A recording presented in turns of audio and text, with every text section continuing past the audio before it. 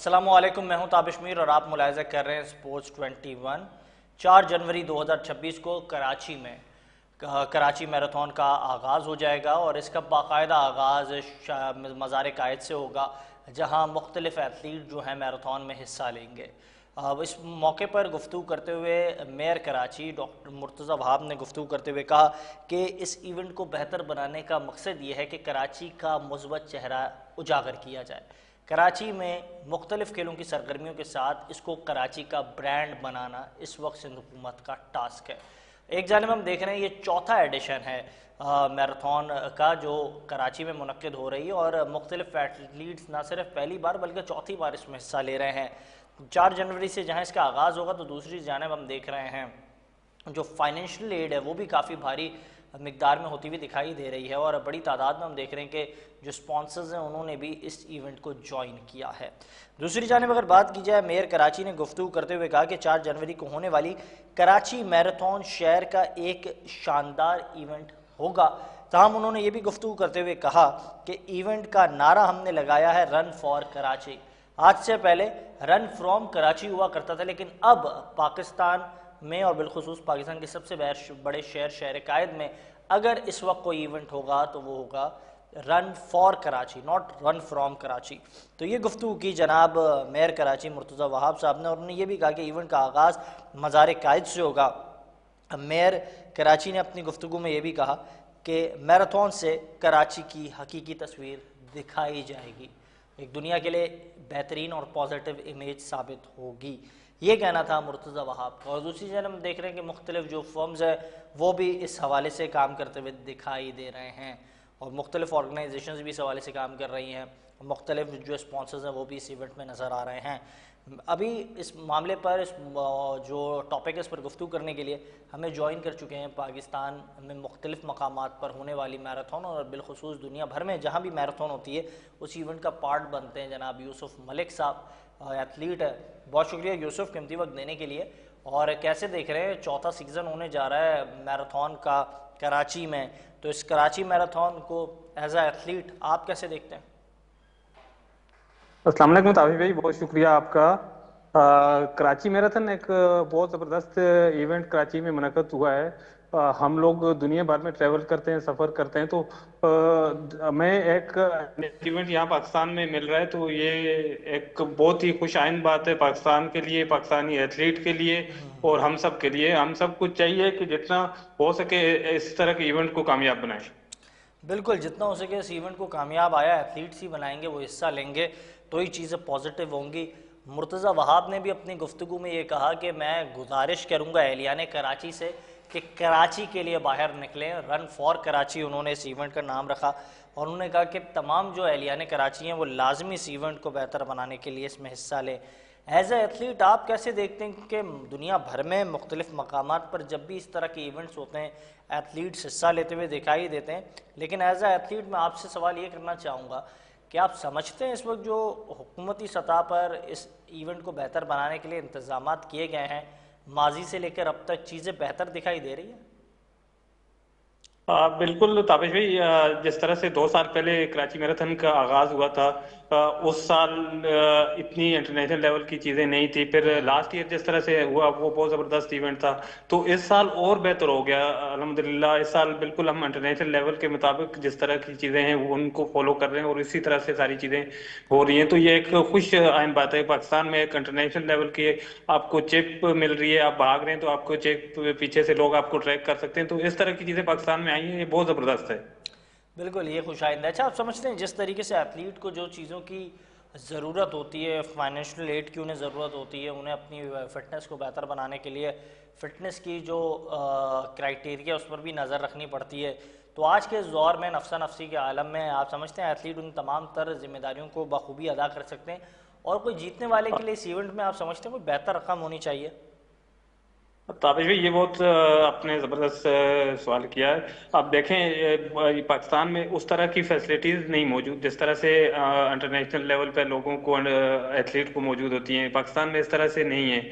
और जिस तरह से कैश प्राइज होती हैं वो भी उस लेवल की नहीं है जिस तरह से एथलीट को मिलनी चाहिए। यहाँ पे 1 लाख से लेकर 5 लाख तक कोई देते हैं। लेकिन अगर आपको एक अच्छा मैराथन करना होता है तो उसके लिए आपको साल भर मेहनत करनी होती है। एक एथलीट को, अगर एक एथलीट साल भर मेहनत करता है तो उसको साल में अगर एक इवेंट 5 लाख का मिलता है तो उसके लिए वो कोई चीज़ नहीं है। तो मैं रिक्वेस्ट करूंगा, ये जो लोग हैं इसको ऑर्गेनाइज करते हैं, तो एटलीस्ट प्राइज मनी थोड़ी सी इंक्रीज करनी चाहिए एथलीट के लिए।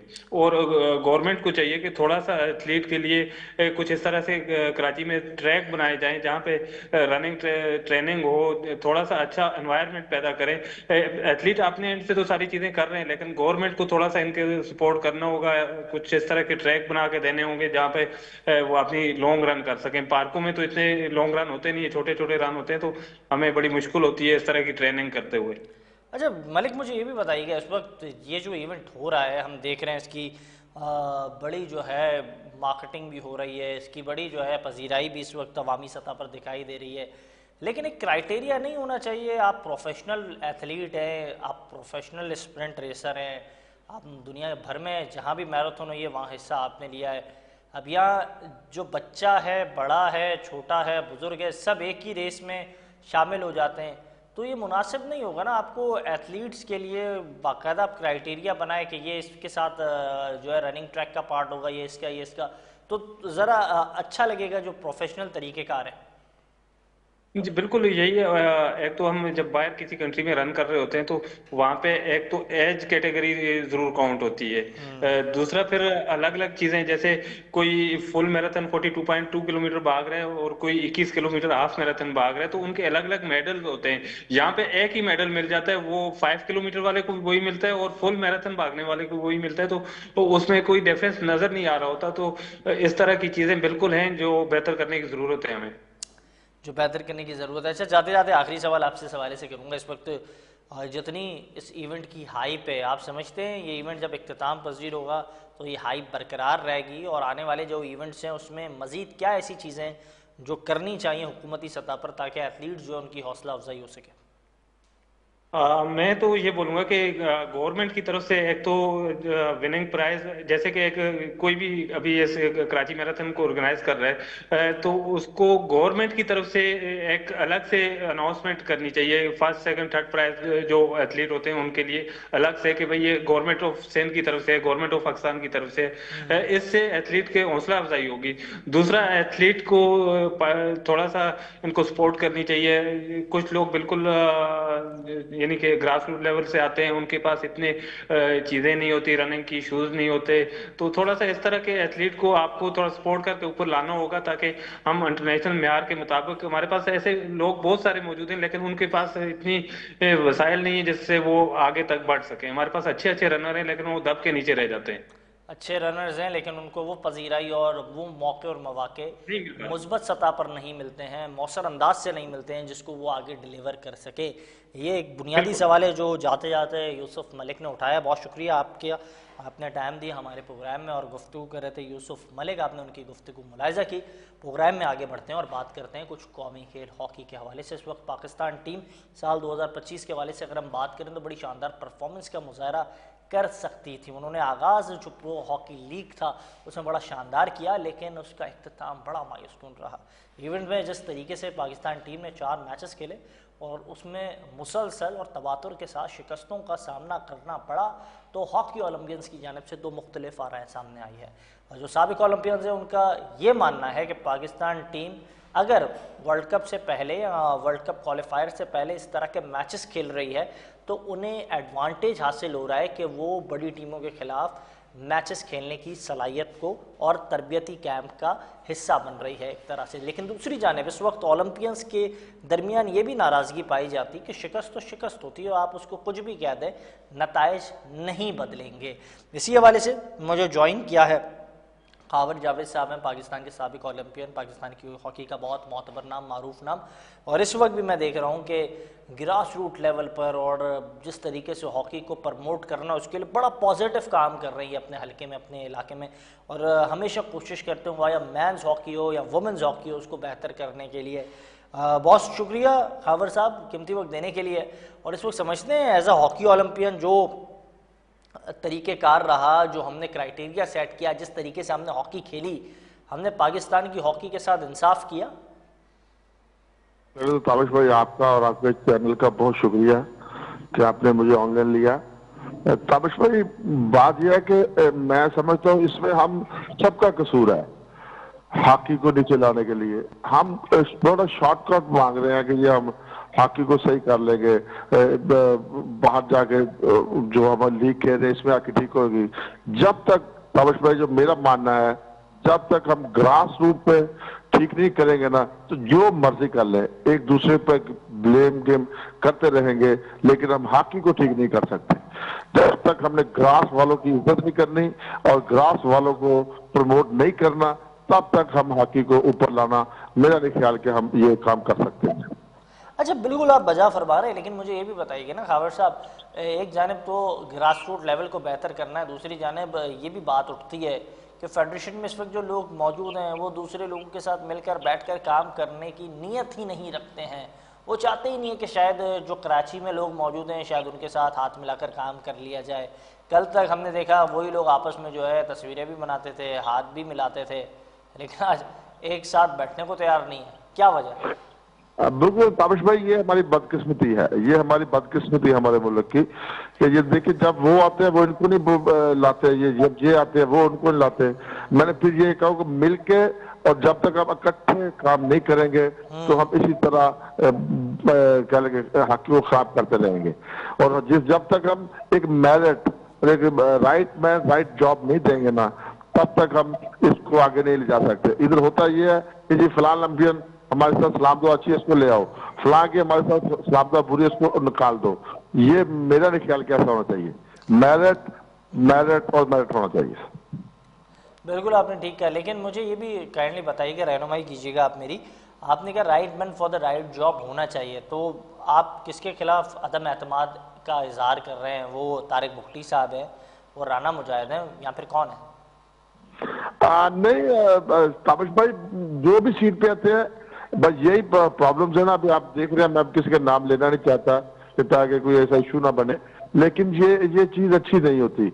अब मैनेजमेंट में आप देख रहे हैं कि मैनेजमेंट में हमारे बहुत प्यारे दोस्त अंजम सही साहब आए हैं, उनको कोई इल्म नहीं है इसका मैनेजमेंट का, ना कोई इनका तजर्बा है, ना कोई इनका एक्सपीरियंस है, सिर्फ एज ए ओलंपियन सिर्फ दोस्ती यारी में रखा है, जो मेरा नहीं ख्याल कि एक मुनासिब चीज है।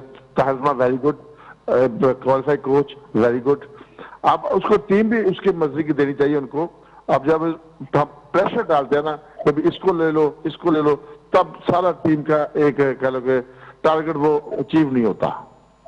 अच्छा, बिल्कुल हमने ये तो चीज़ें देखी, लेकिन इस वक्त हाल ही में हमने देखा जो है सिंध मेज़बानी कर रहा था नेशनल गेम्स की, हमने यहाँ हॉकी होते हुए देखी, बड़ी ज़बरदस्त मैचेस देखे हॉकी के। आप समझते हैं अभी पाकिस्तान के ग्रास रूट लेवल की सतह पर हॉकी मौजूद है? हॉकी को हमने अभी तक कौमी खेल को जिंदा रखा हुआ है? बिल्कुल बिल्कुल ताबिश भाई, ये तो हमारे खून में है ना, ब्लड में है। इंडिया पाकिस्तान के ब्लड में है, ये नेचुरल हमारे पास है, लेकिन हमारे पास फैसिलिटीज नहीं है। अब आप गोजरा की बात लगा लें तो देखिए, हमारे पास कोई अपनी मदद आप काम करते हैं, टोटल अपनी मदद आप करते हैं, कोई गवर्नमेंट की नहीं, कोई फेडरेशन की नहीं, किसी की सपोर्ट नहीं होती। इसी तरह जो भी लोग ग्रास पे काम करते हैं वो मेरा नहीं ख्याल के 90% वो ओलंपियन या इंटरनेशनल नहीं है, लेकिन उनको सुनवाई नहीं होती, ना उनकी सपोर्ट होती है। इधर एक अच्छे आप बनाए सेंटर बनाए जिसमें आप काम करें, उनको सपोर्ट करें, तभी जाके हॉकी का ऊपर ला सकते हैं। ऊपर से हम कर रहे हैं काम, नीचे नहीं कर रहे, ये मेरा नहीं ख्याल कैसे बेहतर हो सकता है। अच्छा, कौन से ऐसे चेहरे हैं जो इस वक्त पाकिस्तान की हॉकी को बेहतर कर सकते हैं? वो कौन से ऐसे नाम हैं जिनकी सजेशन आप देंगे कि हाँ अगर ये लोग फेडरेशन में आ जाएं तो फिर हॉकी जो है उस बुलंदी पर होगी जिसकी बात माजी में की जाती थी? ताबिश भाई, आपने बड़ा मुश्किल सवाल कर दिया, लेकिन मैं आपको एक वेरी फ्रैंकली बताऊं कि मेरे मोहतरम सब ओलंपियन, सब मैं इनकी कदर करता हूँ, लेकिन जब तक ये ओलंपियंस अपना टारगेट रखेंगे ये हॉकी ठीक नहीं होगी। इस पे प्रोफेशनल लोग आने चाहिए, सेक्रेटरी हो, प्रेसिडेंट हो, प्रोफेशनल लोग आए जिनके विजन हो उसका, और इन लोगों को साथ लेके चले, ओलंपियंस को साथ लेके चले, उनके मशवरे देते हैं, आप समझते तब हैं जाके ये जो बेहतर अच्छा सकती है। कावर साहब, मुझे मेरी रहनुमाई कीजिएगा, मुझे इस बात का इल्म नहीं है, शायद आप मेरी नॉलेज में इजाफा कर सकें। आप समझते हैं अंजुम सईद साहब जो हैं वो इतने नॉलेजफुल हैं, उनमें इतनी सलाहियत है कि वो चीज़ों को डिलीवर कर पाए? अच्छा, मैंने पहले भी अभी अभी अपने इंटरव्यू में ये कहा कि वो उनको मैनेजमेंट का वो पता ही नहीं है, उनको वो कंप्यूटर का या उनको सिस्टम का पता ही नहीं है। एज ए मैनेजमेंट, मैनेजमेंट और चीज है, कोचिंग और चीज है, प्लेयर और चीज है, खेलना और चीज है, यही सिस्टम हम नहीं करते। ओलंपियन होना और चीज है ताबश भाई, लेकिन ओलंपियन पैदा करना और चीज है। हमने ओलंपियन पैदा करने हैं, तब जाके हमने हॉकी सही करनी है। लेकिन इन तमाम सूरत हाल में, इन तमाम हालात में as a former hockey player, as a former hockey star Olympian, अगर आपको मौका दिया जाए फेडरेशन को तश्कील देने का, तो फिर आपकी गुड बुक्स में कौन कौन से नाम होंगे ऐसे? हाँ, मैं इधर गिरास में खुश हूँ ताबश भाई। मैं तो मेरा जो मिशन है, मेरा जो कह लगे जो मैं अपना आबादत समझ के करता हूँ, मुझे बहुत खुश हूँ कसम से। मैं गिरास पे, वो मेरा लेवल ही नहीं है जिधर आप ला रहे हैं। उधर तो प्रोफेशनल लोग आए, प्रोफेशनल काम करें, प्रोफेशनल लोगों की मदद करें, उनको एक सिस्टम बनाए। हमारे यहाँ जिन्होंने हॉकी नहीं खेली है वो हॉकी के प्रेसिडेंट भी बन जाते हैं, जिन्हें कुछ हॉकी का पता नहीं है वो हॉकी के फेडरेशन के बड़े मामलात देख रहे होते हैं। तो कुछ भी कभी भी हो सकता है। अगर आपको अपॉर्चुनिटी मिले तो फिर आपके लिए क्या ऐसी चीजें होंगी? मैं माजरत करूंगा जी इधर ऊपर जाने के लिए। मैं तो चाह रहा हूँ कि जी कोई आप जो जितने पैसे लगा रहे हैं ना ये अपना लीग पे, आप हाई परफॉर्मेंस सेंटर बनाएं, हाई परफॉर्मेंस सेंटर से 3-4 बनाएं, उससे बच्चे निकालें, ग्रास पे जाएं, ताकि हमारा एक लेवल हो, पीछे से बच्चे आए। अब ऊपर से 8-10 बच्चे निकल जाए, पीछे से प्लेयर नहीं आ रहे, ना हमारे जूनियर अच्छा, है, ना हमारे पसंद। खबर साहब, मुझे कहने ये बताइएगा, इस वक्त हम देख रहे हैं जो भी इवेंट होता है, इख्तिताम होता है, इसके बाद एक वापस से बहस शुरू हो जाती है कि काश अगर हॉकी लीग होती पाकिस्तान में तो फिर हॉकी का मयार कुछ और होता, अगर हॉकी लीग होती तो फिर कुछ और मयार होता। आप इस बात से मुत्तफिक हैं हॉकी की लीग्स होनी चाहिए पाकिस्तान में भी जैसे PSL होती है? बिल्कुल बिल्कुल ताबिश भाई, ये तो सबसे जरूरी काम है। हॉकी लीग होनी चाहिए, डिपार्टमेंट खुलने चाहिए, हाई परफॉर्मेंस सेंटर बनने चाहिए, इस पे हमें फोकस करना चाहिए, जो कि बदकिस्मती से हम लोग नहीं कर रहे। बच्चे अब हमारे गोजरा में बता रहे हैं ताबिश भाई, बड़ी मुश्किल से बच्चे ला रहे हैं, जिधर हमारे पास बच्चे खत्म नहीं होते थे। अभी लोग कहते हैं हम क्यों खेले हॉकी, वालदर पूछते हैं हम हॉकी खेले तो क्यों खेले, आगे फ्यूचर ही नहीं है, सिवाय आर्मी की जॉब, सिवाय एक आर्मी की जॉब के कुछ भी नहीं है। बिल्कुल आप वजह फरमा रहे हैं, लेकिन साथ साथ ये भी गाइड कीजिएगा ना कि ये सारी चीज़ें तो होती हुई दिखाई दे रही है, लेकिन इन तमाम सिनेरियोज में आप समझते हैं कि जो इस वक्त कप्तान पाकिस्तान टीम के इमाद बट, उनका एटीट्यूड मुनासिब है, या फिर जो शिकस्तों की वजह, जो उनका एग्रेसिव एटीट्यूड है उसकी वजह से ही पाकिस्तान टीम को शिकस्तों में इजाफा होता है? बस ताबिश भाई, ये क्योंकि वो बेचारों को ना डेली मिलती है, वो प्रेशर में होते हैं, ना उनके पास कोई चीज होती है। अब वो भी करें तो क्या करें ताबिश भाई, क्यों ना अग्रेसिव हो? मुझे बताएं, अगर मैं कोई काम कर रहा हूँ, जबरदस्त बड़ा काम कर, मुझे अप्रिसिएशन भी ना मिले या मुझे कोई चीज भी ना मिले, तो फिर लोग मुझे बातें भी करें, तो फिर मेरे भी कितना का हौसला हो सकता है। इसी तरह जो प्लेयरों में भी कितना का हौसला हो सकता है बेचारे। मैं कहता, मैं सलूट करता हूँ खड़े होकर इनको कि जब खेल रहे हैं पाकिस्तान की, मुझे कहने यही बताइएगा ना, इस वक्त सुफियान को हम देख रहे हैं, हन्नान शाहिद जो है उनको हम देख रहे हैं, दीगर और भी स्टार्स हैं जिनको हम देख रहे हैं, जिनकी परफॉर्मेंस जो है बड़ी पॉजिटिव दिखाई भी दे रही है। क्या आप समझते हैं आफ्टर इमाद बट ये जो खिलाड़ी है इनके पास भी स्पार्क मौजूद है, उनका एटीट्यूड भी एज ए कैप्टन जो है टीम को लीड करने वाला है? जी बिल्कुल ताबिश भाई, ये तो एज ए कोच ताहर साहब को देखना चाहिए ना कि क्या हो सकता है। बाकी अच्छे बच्चे हैं सारे ही, हमारे बाट भी अच्छा बच्चा है, लेकिन अग्रेसिव हो जाता थोड़ा, क्योंकि मैं समझता हूँ कि उसमें प्रेशर भी होता है बेचारों को। लोग, क्योंकि टीम उसको पूछती है, उसको कहती है कि जनाब हमें ना डेली मिली है, तो लाजमी बात है वो एज ए लीडर बात करता तो इनको बुरा लगता है। तो इसी तरह के मसले होते हैं। क्या ताबिश भाई, मेरे समझ में तो यही है कि बच्चे तो हैं, लेकिन जितनी देर तक हम ग्रास पे काम नहीं करेंगे ना, तो हम पाकिस्तान की हॉकी ठीक मेरा नहीं ख्याल की हो सकती है। बिल्कुल सही कह रहे हैं, बिल्कुल वजह फरमा रहे हैं आप। लेकिन मुझे जाते जाते मैं आपसे चंद और सवालात भी ये करना चाहूँगा इस हवाले से। इस वक्त ताहिर ज़मान साहब पाकिस्तान टीम के कोचिंग के फ़राइज़ अदा कर रहे हैं। उनकी कोचिंग को देखते हुए एज अ सीनियर ओलंपियन तो वो काफ़ी काबिल एहतराम है, लेकिन as a coach, head coach, उनकी काबिलियत पर क्या कहेंगे? तारिश भाई, नो डाउट वो बहुत अच्छे कोच है, हमारे पाकिस्तान में बेस्ट कोच है। लेकिन तारिश भाई, उनको टाइम मिलना चाहिए ना। अब हम एक दो दिन में बेचारों को नहीं ना कर सकते ना। उसको उसके बाद प्रोफेशनल कैमरामैन है, ना उसके पास प्रोफेशनल मैनेजर है, ना उसके पास प्रोफेशनल अपना फिजियो है, ना उसके पास प्रोफेशनल फिजिकल का आदमी है कोई फिजिकल। आप देखो तो दुनिया किधर चलेंगे ताबिश भाई, सब हर चीज के प्रोफेशनलिज्म है। इधर कुछ भी नहीं है, बेचारा अपने मदद आप काम कर रहा है, अपने दोस्तों का आप लगा रहता है। मैं देखता हूँ, मैं अगवा हूँ इस चीज का। लेकिन क्या करें आप ताबिश भाई, प्रोफेशनल कैमरा में जब तक आपके पास नहीं होगा ना, आप वो वीडियो क्लिप्स नहीं ले सकते। प्रोफेशनल मैनेजर नहीं है आपके पास, प्रोफेशनल टीम नहीं है आपके पास, कैसे रिजल्ट लेंगे मुझे आप बताएं। बिल्कुल आप ठीक कह रहे हैं। अच्छा, जाते जाते आखिरी सवाल मुझे काइंडली बताइएगा, इस वक्त जो हम देख रहे हैं पूरा सिनेरियो जो ये बिल्डअप हुआ हुआ है, इसको बेहतर होने के लिए ऐसे क्या मशवरा देना चाहेंगे एज अ ओलंपियन आप, की चीज़ें बेहतर हो जाएं? हाँ बिल्कुल ताबिश भाई, मैं तो एक ही मशवरा दूंगा कि इसको as a chief of army staff इसको ऊपर हेड करे और वो अपनी टीम बनाए और पीछे नीचे से ओलंपियन के साथ मिलकर इसको बेहतर करे। अब हम कोई ओलंपियन ले आए, कोई आ जाए ताबिश भाई, ये नहीं होगा। जो आएगा अगला आएगा वो दूसरों को हटा देगा, जो वो आएगा वो दूसरे को हटा देगा, यही सिस्टम चलेगा। मैं माजरत के साथ से 2 दफा माजरत के साथ ओलंपियन से, तो ये इस तरह हॉकी ठीक नहीं होगी। बिल्कुल, बहुत शुक्रिया कीमती वक्त देने के लिए। गुफ्तगू कर रहे थे, आपने देखा, साबिक ओलंपियन खावर जावेद, और अपनी गुफ्तगू से उन्होंने ये बताया कि जिस तरीके से पाकिस्तान की हॉकी जो है वो इस वक्त तनज़ली की जानिब बढ़ रही है, तो उससे मुतालिक क्या ऐसा आपके पास प्लान मौजूद है, फार्मूला मौजूद है, जिस पर काम कर कर पाकिस्तान के कौमी खेल को बेहतर बनाया जा सकता है। वक्त तो है शॉर्ट ब्रेक का, लेकिन कहीं नहीं जाएगा, देखते रहे स्पोर्ट्स 21।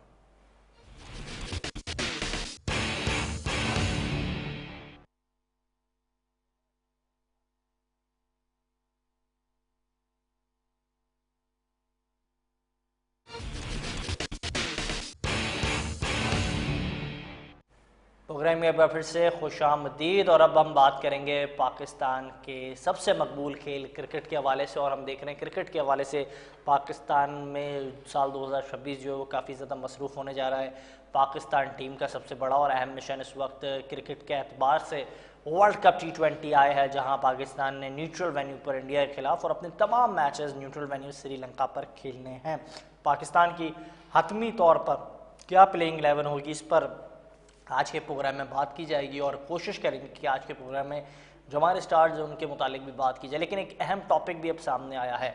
गुज़िश्ता रात से एक सोशल मीडिया पर हम वीडियो क्लिप देख रहे थे हैदर अली से मुतालिक, और उसमें ये बात सामने आई।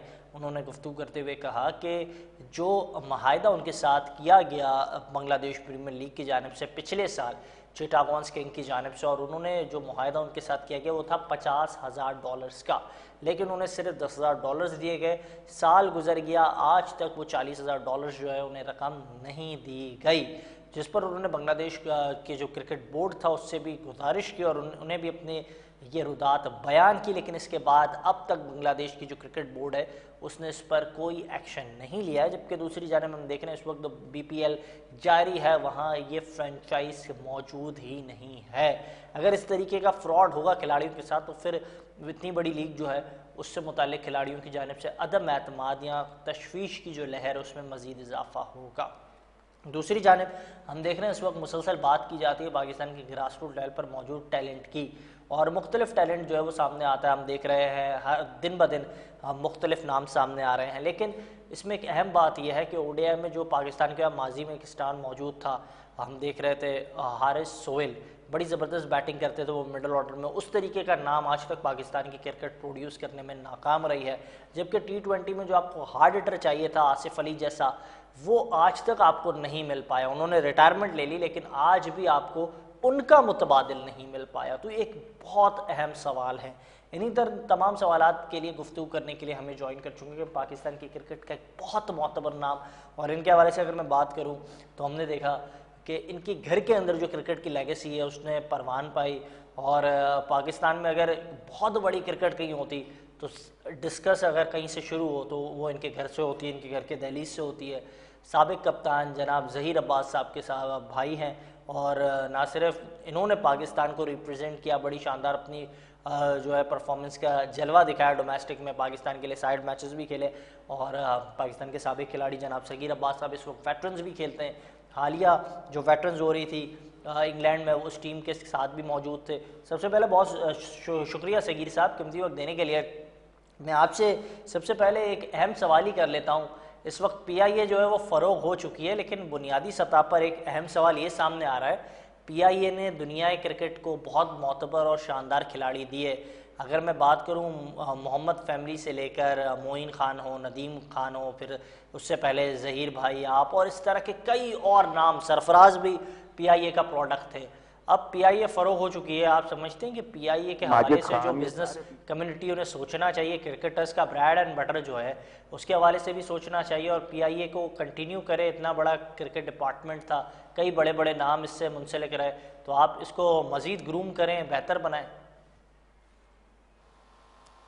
हेलो जी ज़हीर साहब। जी जी बिल्कुल बिल्कुल सही कह रहे हैं आप। क्यों पीआईए का नाम तो हमेशा से क्रिकेट में बहुत बड़ा रहा है, लेकिन अनफॉर्चुनेटली जो टीम बंद हुई उसके बाद दोबारा से टीम नहीं बन सकी, क्योंकि कुछ फाइनेंशियली तौर पे भी पीआईए के हालात इतने अच्छे नहीं थे कि कोशिश काफी की गई। हम लोग थे उस वक्त, हमने काफी मैनेजमेंट से बात की, बस वो मसला ये था कि जी पैसे नहीं है, हम कैसे अफोर्ड कर सकते हैं, बस जहाज चलाने के पैसे नहीं है। अब देखें माशाल्लाह से आरिफ हबीब साहब क्रिकेट के बहुत शौकीन है, हर इतवार को उनका मियां नाज़िमाबाद में मैच खेलते हैं वो।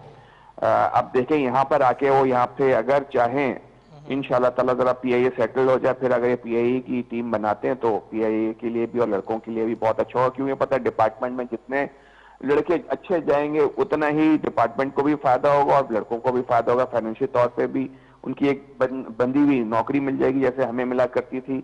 हमें इत्मीनान हो गया था खेलने के बाद, जी अब हमें नौकरी मिल गई है, हम और मेहनत किया करते थे, तो बड़ा अच्छा हो सकता है इंशाल्लाह ताला। मुझे बहुत उम्मीद है आरिफ हबीब साहब से कि दोबारा से इंशाल्लाह ताला हमारी टीम बनेगी और फिर से पाकिस्तान के लड़के उस वहां से निकलेंगे और क्या पाकिस्तान का नाम रोशन करेंगे। जी बिल्कुल। अच्छा मुझे ये भी बताइएगा, इस वक्त एक जाने पीआईए की तो बातें हो रही हैं, लेकिन हम ये भी देख रहे हैं, उसमें कोई डाउट नहीं जो आप कह रहे हैं, नॉट ओनली फॉर क्रिकेट, हम देख रहे हैं जहांगीर खान स्कॉश का बहुत बड़ा नाम, वो पीआईए का प्रोडक्ट थे। इस तरह के कई और नाम जो पीआईए के प्रोडक्ट थे।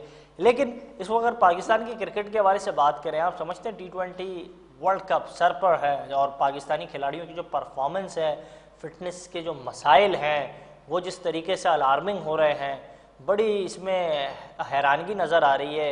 मेरी हाल ही में ही बात हुई थी सिकंदर बख्श साहब से, और मुझे याद है उन्होंने 1-1.5 महीने पहले इस बात का इशारा दे दिया था कि पाकिस्तानी जो खिलाड़ी हैं वो जहां लीग्स क्रिकेट खेलने जा रहे हैं, इसका बड़ा और ख़तरनाक नुकसान होगा। और हम देख रहे हैं हमारे जो अहम फास्ट बॉलर है शाहीन शाह अफरीदी, अब उनकी शिरकत जो है वो मशकूक बताई जा रही है फिटनेस की वजह से। तो आप समझते हैं बोर्ड को उस वक्त संजीदा हो जाना चाहिए था, खिलाड़ियों को ये जो लीग्स की एनओसी है वो नहीं देनी चाहिए थी?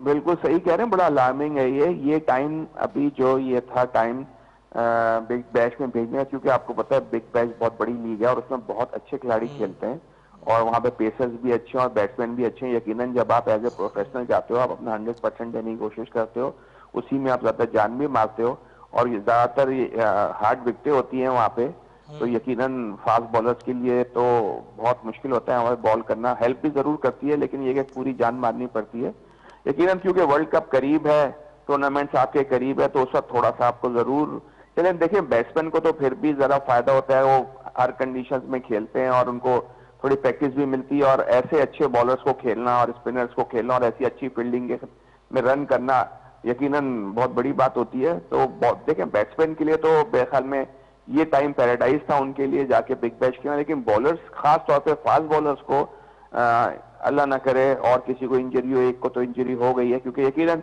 जब आपको चौके छक्के पड़ रहे होते हैं तो आप जान मारते हैं। आपका नाम है शाहीन शाह अफरीदी है, हसन अली है, जो भी XYZ जो भी है जो पाकिस्तान को रिप्रेजेंट करता है, और आप एज ए प्रोफेशनल आपको इतने पैसे मिल रहे होते हैं, तो सब दुनिया आपको देख रही होती है, टीम आपको देख रही होती है, क्राउड आपको देख रहा होता है, तो आपको काफी जान मारनी पड़ती है। उसमें कभी होता है कि नहीं भी होती इंजरी, लेकिन आपको थोड़ा सा फास्ट बॉलर्स को एहतियात करनी चाहिए थी इस तरह के टूर्नामेंट्स में फिलहाल लीग्स में जाने की। जी अच्छा, एज अ फॉर्मर क्रिकेटर मैं आपसे जानना चाहूँगा, अगर आप मेंबर ऑफ सिलेक्शन कमेटी होते तो क्या आप शादाब को सेलेक्ट करते? जिस तरीके की शादाब की रिहैब का प्रोसेस रहा, वो रिहैब कर कर आए, सिर्फ बिग बैश में उन्होंने परफॉर्म कर लिया, आपने उनको सेलेक्ट कर लिया श्रीलंका के लिए, तो आप समझते हैं वर्ल्ड कप मिशन का वो पार्ट बनने जा रहे हैं? एज अ सेलेक्टर आपको ये जिम्मेदारी दी जाती तो आप क्या उन्हें सेलेक्ट करते?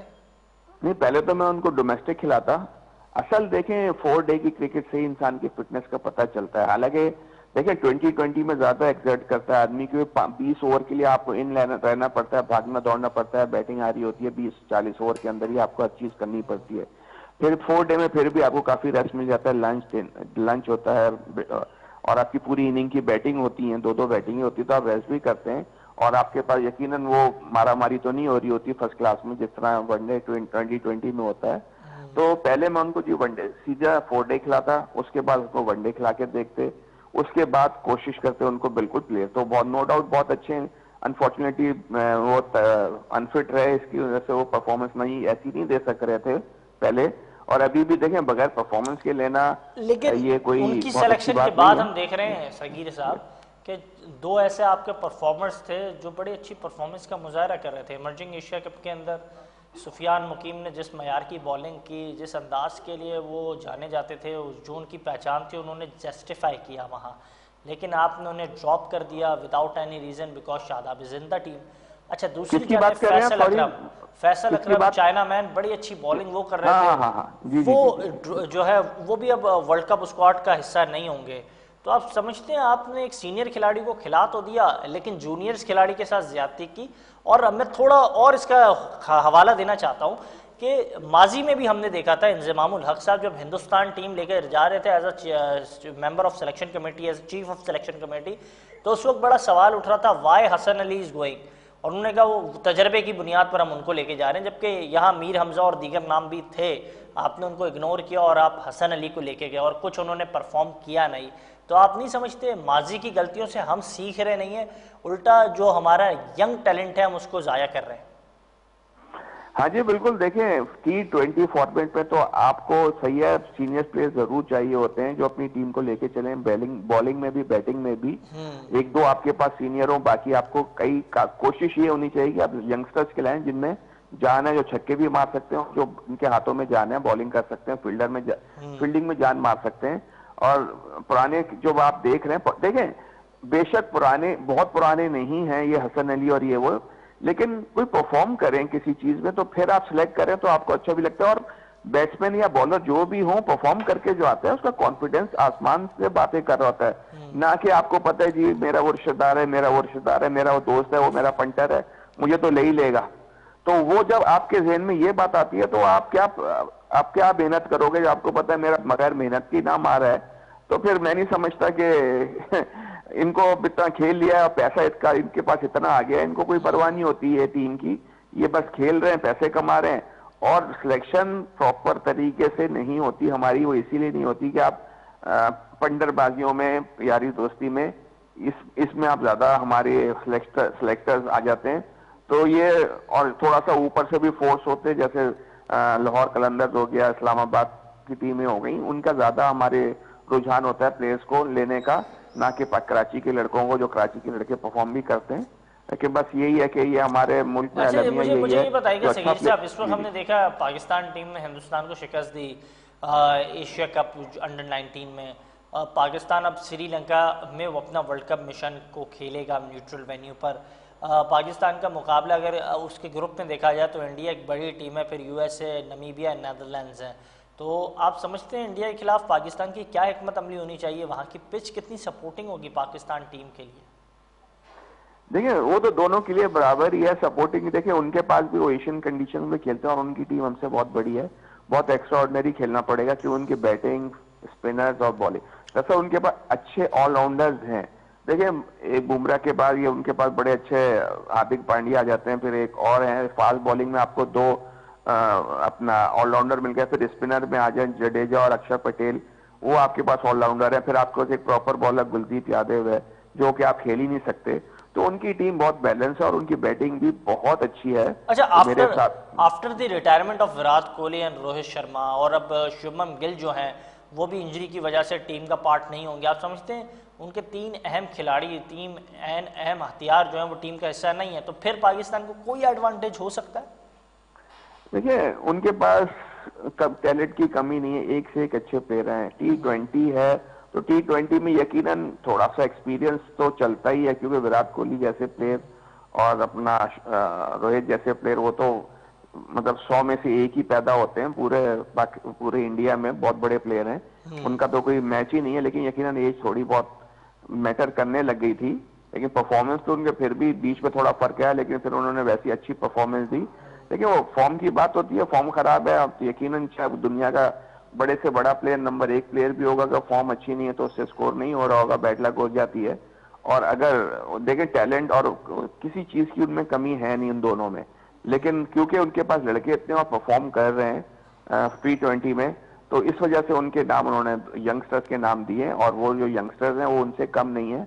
लेकिन रोहित और यकीनन कोहली से थोड़ा बहुत फर्क तो पड़ना चाहिए मेरे हिसाब से जी। लेकिन आप समझते हैं ये फर्क रहेगा? आपका मेन फास्ट बॉलर टीम का हिस्सा नहीं है, आप Salman Mirza is a young gun for India side, और अगर हम देखें आपने फिर अगर कोई और इस फास्ट बॉलर सीमर रखा है अपनी टीम में, तो ये going with the old names like Naseem Shah, Haris Rauf, ज़्यादा में ज़्यादा अगर हम देखें तो मैनेजमेंट देखती है तो फिर हसन अली, वही पुराने नाम आते हैं।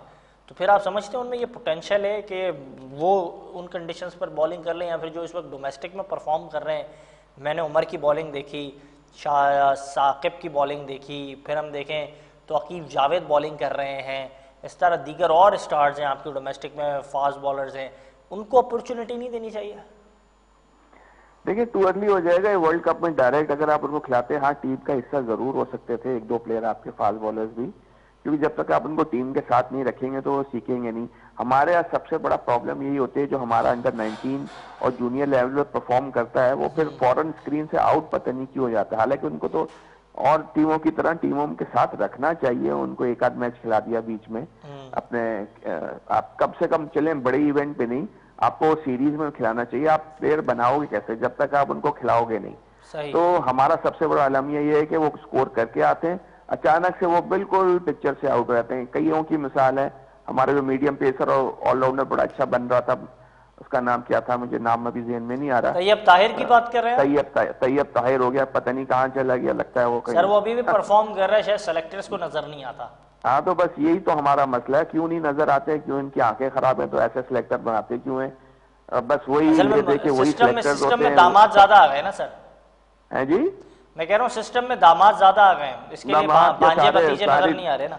रिश्तेदारियां भरी हुई हैं, क्रिकेट का किसी को पता है नहीं, बस बुरा हाल है जी क्रिकेट का हमारे मुल्क में। तो बस जिसकी लाठी भैंस उसी की वाला है, और भैंस लाठी भी उन्हीं की होती है, हमेशा भैंस भी उन्हीं की होती है।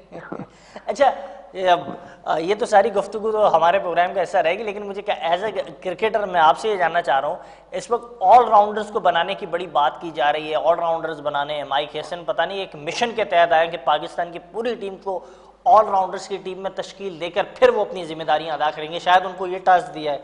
लेकिन आप समझते हैं एज अ क्रिकेटर इस वक्त अब्बास आफरीदी जिस फॉर्म में है, जिस परफॉर्मेंस का मुजाहरा कर रहे हैं, आमिर जमाल की हमने जो परफॉर्मेंस देखी, फिर मार्च सदाकत जो टैलेंट सामने आया, ये नजर नहीं आता आपकी मैनेजमेंट को?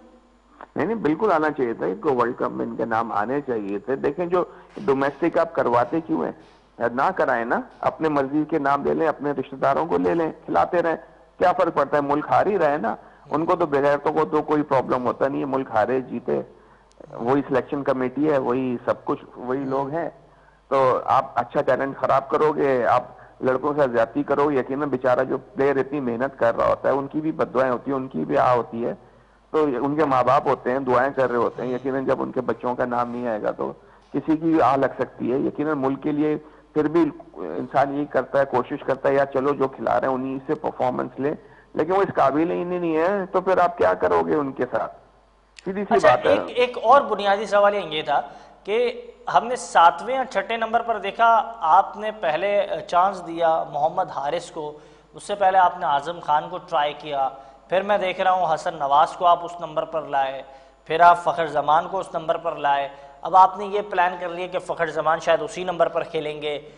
आप क्यों नहीं मौका दे रहे इरफान नियाज़ी को? इरफान नियाज़ी इस नंबर पर ना सिर्फ खेल रहे थे, अच्छी परफॉर्मेंस का मुजाहरा कर रहे थे, बड़ा ज़बरदस्त उनके पास जो है शॉट्स मौजूद थे, बड़े अच्छे हार्ड हिटर थे, आप उनको ले आए।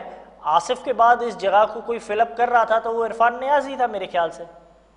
ये इरफान नियाज़ी ने परफॉर्म किया किधर, अभी जूनियर जो खेल कर आए थे एशिया कप तक किस्मत, जिसमें वो कप्तान थे, वो तो काफी अच्छे से स्कोर नहीं कर रहे।